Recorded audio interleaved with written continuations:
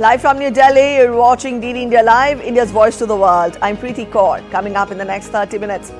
Indonesian President Subianto to meet his Indian counterpart. Delegation-level meeting with Prime Minister Narendra Modi will attend Republic Day celebration at Kartavya Path as the chief guest on Sunday.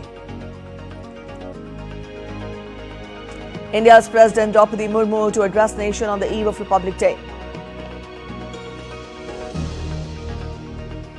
Russian President Putin dismisses Trump's sanctions threats, says ready for negotiations. Zelensky blames Putin for manipulating. US President Donald Trump visits wildfires affected Los Angeles, threatens aid cut over authorities' mismanagement.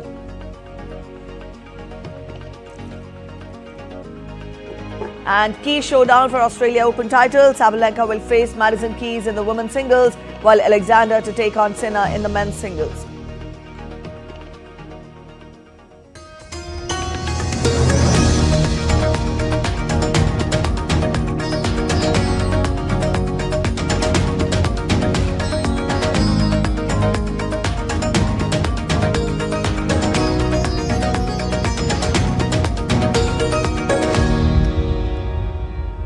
India's President Prabowo Murmu will address the nation on the eve of Republic Day on January 25th. The speech will air at 7 p.m. IST across all Doordarshan channels and Akashvani in Hindi and English, with regional versions following shortly after.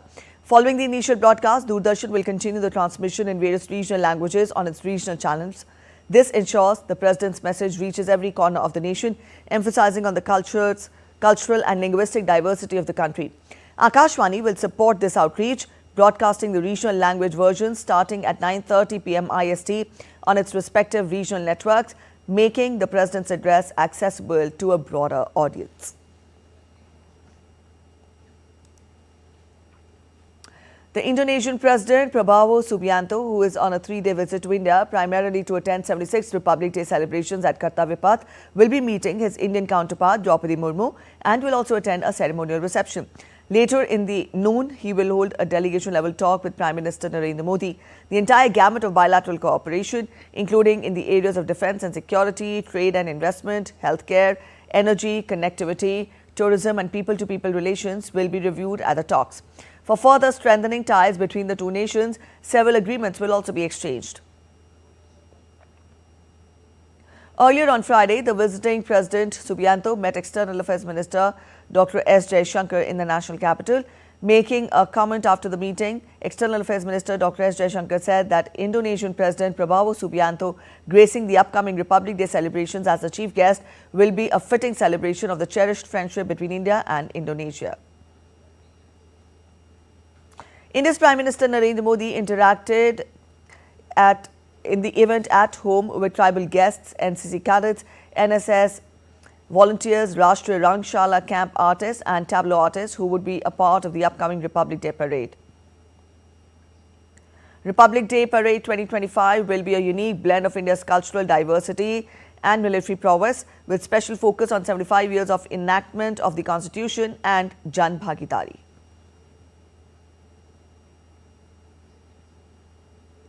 Doordarshan, the public broadcaster of India, has made special arrangements for the live coverage of Republic Day Parade on 26th of January. Information and Broadcasting Ministry officials visited the site at Kartavya Path in New Delhi to take stock of the arrangements. DD India correspondent Vishal Baristo gets us more.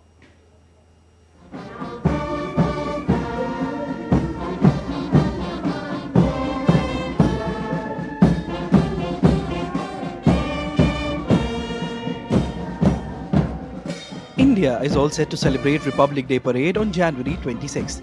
The day marks the adoption of India's constitution and the country's transition to a republic on January 26, 1950.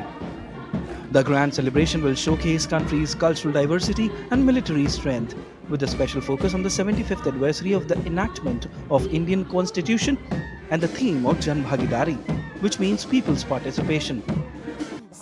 Two tableaux during the parade will showcase the celebration of 75 years of Constitution. Floral decorations, view cutters will be depicting the theme.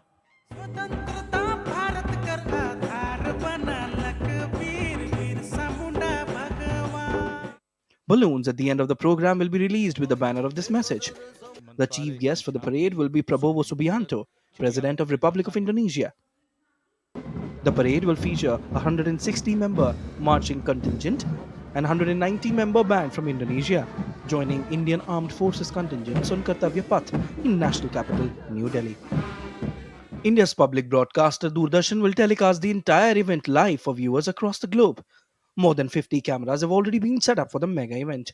So the entire team of Prasar Bharati, both Doordarshan as well as All India Radio, and their all the constituent units, officers, staff, personnel, all of them have been working tirelessly to ensure that the telecast and the radio cast of this very important, the most important event of our country happens smoothly. The event would be covered in 4K format and would also be aired on Doordarshan's OTT platform Waves. Each time we try to do something better, something which has not been attempted in the past. So one of the things that we are doing this year on the Doordarshan coverage is that we are deploying full 4K cameras, where for the last 10 years we had been doing an HD coverage. But now in terms of the picture quality, this is going to be about 8 times better compared to previous years. The parade commences at the iconic Raisina Hill near the Rashtrapati Bhavan or President's House and makes its way along Kartavya Path past India Gate and concludes at the historic Red Fort. Each state will present its beautifully decorated tableau, showcasing its unique culture and traditions, truly embodying the spirit of Jan Bhagidari. From traditional dances to elaborate floral decorations, every element speaks volumes about unity that binds us despite our diversity. Along with Doordarshan, the All India Radio would also air live broadcast of the event. Vishal Baristo's report for GD India. Let's get you more about ISRO, India's premier space agency. In an exclusive conversation with DD India's Shubhendu Ghosh, ISRO chairman said that India is increasingly leveraging its advances in the space sector to support nations of the global south. The India is globally accepted as a outstanding spacefaring nation. And when you look at the space-related activities, and it is not only for some of the activities, it will help not only India, it is a common thing for all the people. For example, take disaster warning and management, take that climate change monitoring and associated things. So thereby, today, India, we are having collaboration with 60 countries. Out of that, 40 countries were from global south. So we thought that we have to collaborate together, give a leadership role and contribute not only for Indians, for the global society and particularly the global south. The ISRO chief also shared an update on the ambitious Gaganyaan mission. It is India's first human space mission. 2025 will witness Gaganyaan's uncrewed orbital test mission. Take Gaganyaan program, it is meant for taking our own astronaut to the space and bring them back safely. Now, to do entire thing safely, we are planning 3 uncrewed missions. Consecutively, it has to go and we have to succeed. And then, lot of experiments we have to do. For example, including parachute experiments, then crew escape system demonstration experiment. All these things has to be done. Finally, we will go for the actual mission. Now, this year, important milestone what we are targeted is, apart from other experiments and development works, first uncrewed mission. All right, you can watch this exclusive interview with Dr. V. Narayanan, Chairman ISRO, on Saturday at 8:30 p.m. IST or 3 p.m. GMT, only on DD India. The international conference convened by Election Commission of India adopted Delhi Declaration 2025. The declaration reiterates the commitment to adopt measures to keep the election processes free, fair and transparent. The participants also sounded a note of caution against fake narratives. The conference themed Global Election Year 2024, reiteration of democratic spaces, takeaway for election management bodies, was attended by a representative of 13 countries. Convened by the Election Commission of India, the international conference titled Global Election Year 2024, Reiteration of Democratic Spaces, Key Takeaways for EMBs concluded in New Delhi on Friday. The conference deliberated on various aspects of election management. We must use the entire technological innovations to ensure that every voter gets into the roll and is taken from roll to poll. Simplifying voter registration ensuring accessible polling stations and offering multilingual voter education are essential steps towards empowering marginalized communities. Technology makes these possible.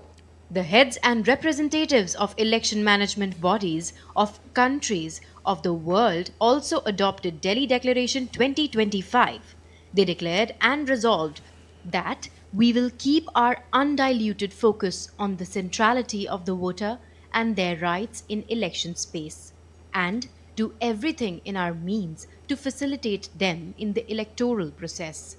That we will take up proactive interventions of voter education and electoral participation for increased registration and turnout of voters. That we will engage in a determined fight to keep the election process free, fair, and transparent. That robust judicial mechanisms must be put in place to deal with post-election grievances. That we will pursue the path of technological integration and innovation to make our operations more efficient and effective. That we will vigorously resist all fake narratives that may be created to undermine the electoral process. More specifically, a working group will be constituted of all willing EMBs worldwide for dealing with issues of social media, artificial intelligence, and cybersecurity. Participants also sounded a note of caution against fake narratives which erode trust in electoral processes. It was clear from the discussions that there are some common challenges that all election management authorities will face, including around the impact of social media, AI, etc. And by coming together, sharing experiences and perspectives, developing a common perspective, I think it will really help election authorities in the future as they fulfill their responsibilities. The conference was attended by nearly 30 representatives from the election management bodies of 13 countries. With inputs from Fuzail Ahmed, Bureau Report, DD India. As India celebrates its National Voters' Day, we recognize the significance of this day in promoting democratic values and encouraging citizen participation. DD India's Antara Sinha gets us more. Democracy is the backbone of a nation, and the power of voting is the voice of its citizens. India is celebrating its 15th National Voters' Day on January 25th, a milestone that follows the remarkable success of the 2024 Lok Sabha elections or general elections. This year's celebration also coincides with the Election Commission of India's 75th anniversary, marking 7 decades of committed service to the nation. The theme of this year's celebration of National Voters' Day is Nothing Like Voting, I Vote for Sure. It continues from last year, urging citizens to take pride in exercising their franchise. National Voters' Day plays a vital role in promoting democratic values. The day aims to encourage voter enrollment, especially among young and new voters, promote voter awareness about the electoral process, strengthen democracy by celebrating the Indian Constitution, and promoting informed participation. India's electorate is approaching the 100 crore mark, with 99.1 crore registered voters. The database now includes 21.7 crore young electors in the 18 to 29 age group, alongside a 6-point increase in the electoral gender ratio from 948 in 2024 to 954 in 2025. The significance of National Voters' Day lies in its reminder that every vote counts and has the power to bring about change. It celebrates the Indian Constitution and the Election Commission's efforts to ensure free and fair elections. By observing this day, India showcases its commitment to democracy and citizen participation. The right to vote is the cornerstone of democracy. It gives citizens a chance to participate in the decision-making process and shape the future of their country. The National Voters' Day encourages rich voter enrollment and participation. With camera person Rajinder Joshi, this is Antara Sinha for DD India. You're watching DD India Live. We're heading for a short break, but after the break, Colombia sends more troops to quell Venezuela border area violence.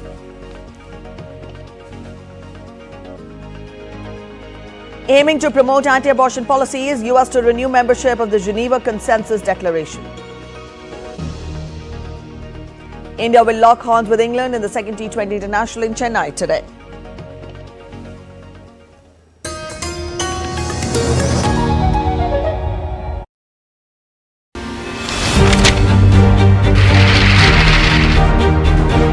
India, that is Bharat, shall be a sovereign democratic republic.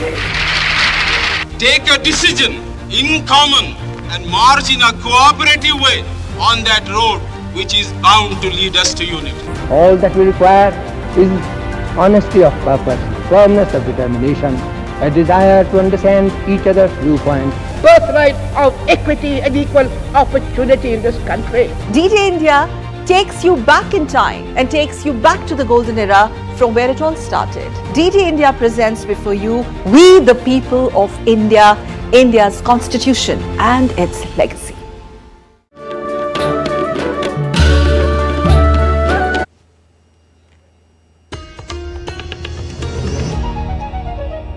Welcome back after the break. You're watching DD India Live. United States, the world's biggest donor, froze virtually all foreign aid, making exceptions only for emergency food and military funding for Israel and Egypt. Secretary of State Marco Rubio sent an international memo days after President Donald Trump took office, vowing an America First policy of tightly restricting assistance overseas. The sweeping order appears to affect everything from development assistance to military aid, including to Ukraine, which received billions of dollars in weapons under Joe Biden presidency as it tries to repel a Russian invasion. The directive also means a pause of at least several months of U.S. funding for PEPFAR, the anti-HIV AIDS initiative that buys antiretroviral drugs to treat the disease in developing countries, largely in Africa. U.S. also made an exception for contribution to emergency food assistance following crises around the world, including in Sudan and Syria.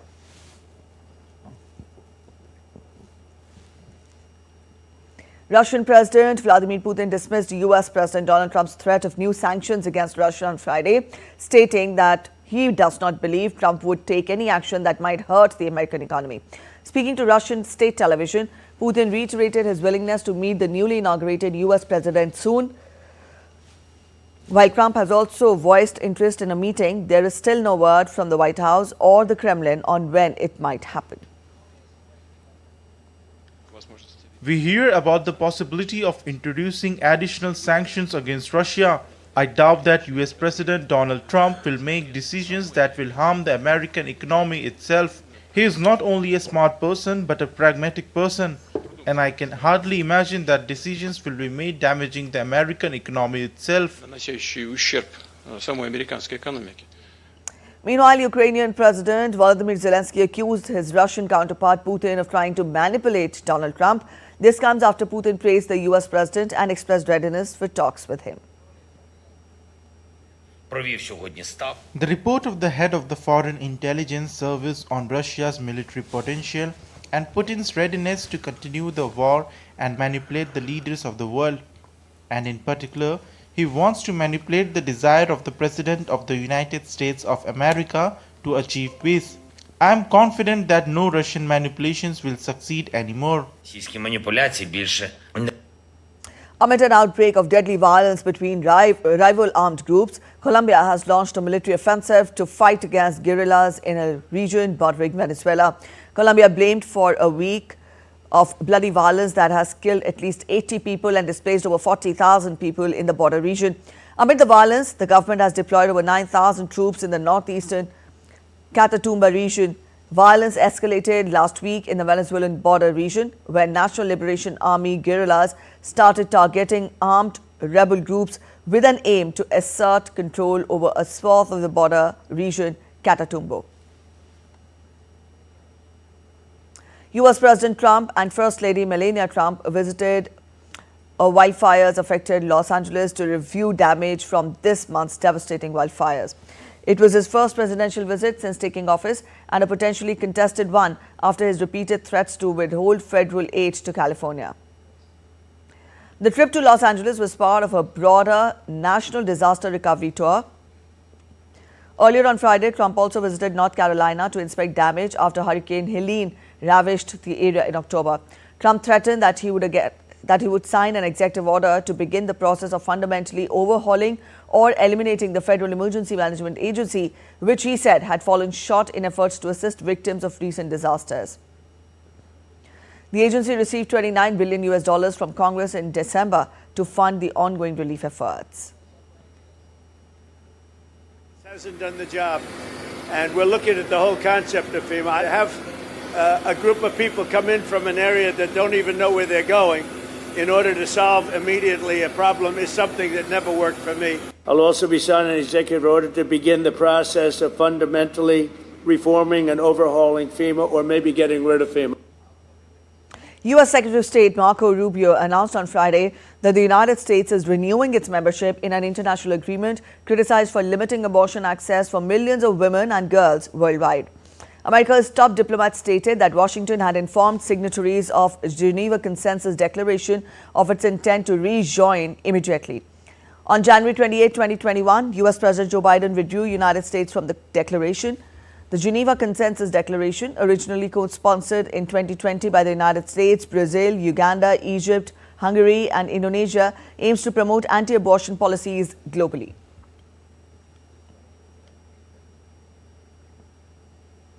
While people from across the country gathered in Washington, D.C. on Friday to protest abortion rights at the 52nd Annual Anti-Abortion March, U.S. President Donald Trump shared a pre-recorded video message outlining the plans for his second term, while President J.D. Vance attended the annual march, backing the movement's message.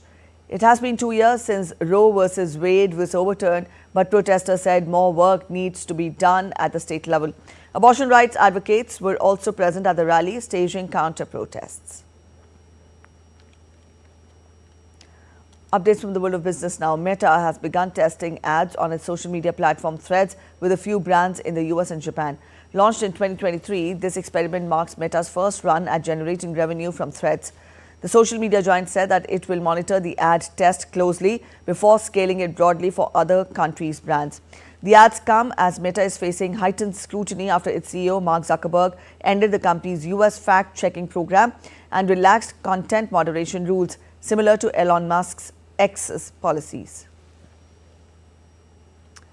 Up to sports news now. Defending champion Aryna Sabalenka will battle Madison Keys in the Australian Open women's singles final in Melbourne on Saturday. Sabalenka aims to become the first woman since Martina Hingis to win the Australian Open title 3 times in a row.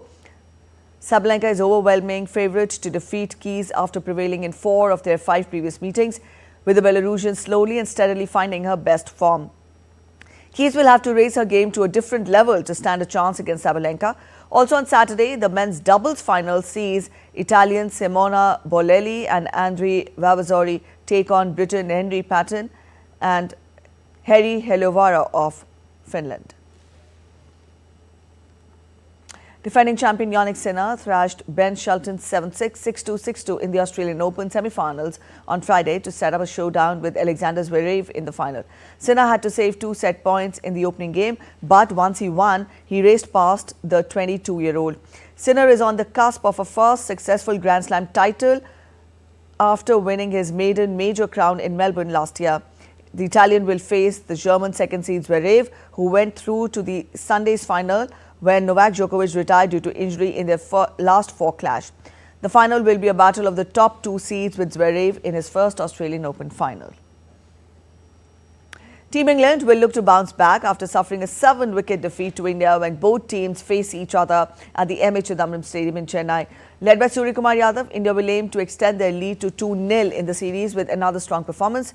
Led by sensational bowling performances from Arshdeep Singh and Varun Chakravarti, coupled with the blistering 79 from Abhishek Sharma, the hosts hammered England down by 7 wickets after chasing down 133 in 12.5 overs in Kolkata.